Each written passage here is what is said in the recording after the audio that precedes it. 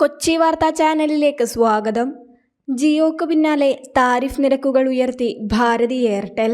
Prepaid, post ഉപയോക്താക്കൾക്ക് നിരക്ക് വർധന ബാധകമാകും. 11 മുതൽ 21% വരെയാണ് വർധന. ഉപഭോക്താവിൽ നിന്നുള്ള ശരാശരി വരുമാനം വർദ്ധിപ്പിക്കുക എന്ന ലക്ഷ്യത്തോടെയാണ് ഈ നീക്കം.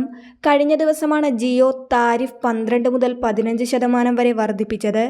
രാജ്യത്ത് മെച്ചപ്പെട്ട രീതിയിൽ ടെലികോം കമ്പനികൾക്ക് പ്രവർത്തിക്കണമെങ്കിൽ ഓരോ ഉപഭോക്താവിൽ നിന്നുമുള്ള ശരാശരി വരുമാനം 300 രൂപയിൽ കൂടുതൽ വേണമെന്ന നിലപാടാണ് എയർടെലിന്. എങ്കിലേ നെറ്റ്വർക്ക് സാങ്കേതികവിദ്യയിലും സ്പെക്ട്രത്തിനും വേണ്ടി നിക്ഷേപങ്ങൾ നടത്താനാകൂവെന്നും കമ്പനി പറയുന്നു. ജൂലൈ 3 മുതലാണ് പുതിയ മൊബൈൽ താരിഫുകൾ നിലവിൽ വരിക. ദിവസം 70 പൈസയിൽ താഴെ മാത്രമേ വർധന ഉണ്ടാകൂവെന്നും കമ്പനി പറയുന്നു.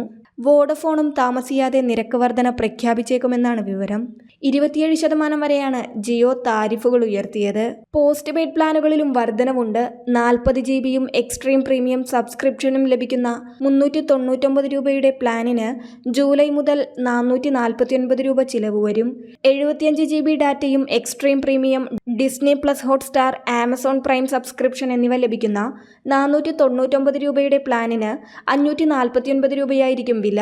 1005 GB ലഭിക്കുന്ന 599 രൂപയുടെ പ്ലാൻ 699 രൂപയായി വർദ്ധിച്ചു. 4 കണക്ഷനുകളും 190 GB ഡാറ്റയും നൽകുന്ന 999 രൂപയുടെ പ്ലാനിന് 1199 രൂപയായും നിരക്ക് വർദ്ധിച്ചു.